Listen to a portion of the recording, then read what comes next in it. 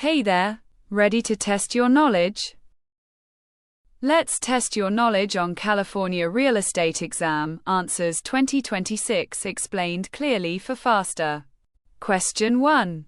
The primary purpose of the Truth in Lending Act, Regulation Z, is to A. Set maximum interest rates. B. Disclose the true cost of credit, including APR. C. Require lenders to approve all applicants. D. Prohibit all loan fees.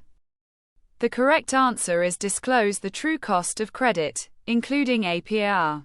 Regulation Z requires standardized disclosures, including APR, so consumers can compare the true cost of credit. Question 2.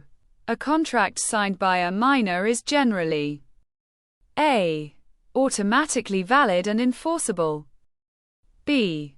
Voidable by the minor. C. Void by the adult. D. Executed upon signing. The correct answer is voidable by the minor. A minor lacks contractual capacity. The agreement is typically voidable at the minor's option. Question 3. If comparable sales are scarce, which valuation approach often becomes more reliable for an income property? A. Sales comparison only. B. Income approach. C. Cost approach only. D. Market extraction. The correct answer is income approach. For income-producing property, the income approach can be most relevant because value is tied to income and capitalization rates. Question 4. An ad that says "No kids allowed" for a typical rental property is most likely A. Acceptable preference. B. A fair housing violation based on familial status. C. A truth in lending violation. D. Legal if the landlord owns two homes. The correct answer is a fair housing violation based on familial status. Familial status is a protected class under the Fair Housing Act. Excluding families with children is generally unlawful unless a specific exemption applies. Question 5. A buyer's right to receive the property title once the purchase contract is fully performed is best described as A. Legal title. B. Equitable title. C. Fee simple determinable.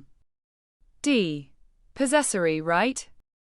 The correct answer is equitable title. Before closing, the buyer generally holds equitable title, beneficial interest, under the contract, while the seller retains legal title until transfer. Question 6. A roof repair that costs $10,000 and adds $6,000 to the property's value demonstrates the principle of A. Contribution. B. Anticipation. C. Competition. D. Plottage. The correct answer is contribution. Contribution measures how much a specific improvement adds to or subtracts from overall property value, which may be less than its cost. Question 7. Which is typically required for a real estate transfer contract to be enforceable under the statute of frauds? A. It must be notarized. B. It must be in writing and signed by the party to be charged. C. It must be recorded. D. It must be witnessed by two people. The correct answer is it must be in writing and signed by the party to be charged. Under the statute of frauds, contracts for the sale of real property must be in writing and signed by the party against whom enforcement is sought. Question 8.